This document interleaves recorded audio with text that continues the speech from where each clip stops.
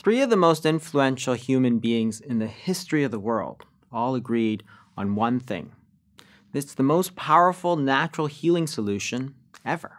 One that's been used by all cultures all over the world, and one that's virtually forgotten today. What am I talking about? Fasting.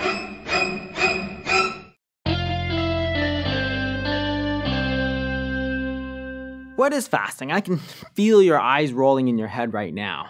I get this reaction all the time. You're gonna starve people? That's your solution? No, that's not my solution. Fasting is not the same as starvation. Fasting is the controlled, voluntary abstinence of food for different reasons. You can do it for spiritual reasons, you can do it for health reasons, you can do it as a political protest. Any reason is still called fasting. It's not the same as starvation. In fact, if you look back through all of recorded human history, people have always fasted.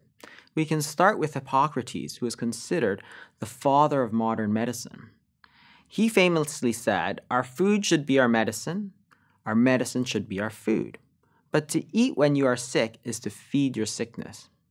What he's talking about is this idea that we have a fasting instinct. That is, it's something that we instinctually do. Think about when you get sick, when you have a cold, when you have a flu, whatever. The last thing you're thinking about is eating at a big buffet. It's something that naturally comes to us. Our bodies are designed to fast. They're designed to store food in times of availability and during times of scarcity to release it. And that's just what comes naturally to us. And it's not just us, but all animals have the same ability. So it's not something unnatural. It's not something that we're just trying to force on our bodies. This is something natural and good. Other people that liked fasting include Benjamin Franklin, who is world-renowned as one of the smartest men who had ever lived. What he said was very wise indeed. He said, "The best of all medicines are resting and fasting." Well, that's very profound. Think about that for a second. Resting, which is freedom from stress, relaxation, and fasting, which is designed to cleanse the system, which is what it used to be called a cleanse or purification. Well, those are the two best medicines. Not drugs, not surgery. Resting and fasting. Amazing.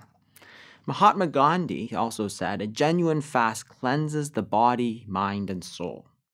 Jesus Christ said, "Satan and his plagues may be cast out only by fasting and by prayer." So if you look at the Christian faith, you can see that there are many, many prescribed periods of fasting all throughout the year. Yes, there are going to be times where you are going to be feasting, where you're going to be celebrating, and that's balanced by these periods where you're fasting to cleanse the body, to cleanse the soul.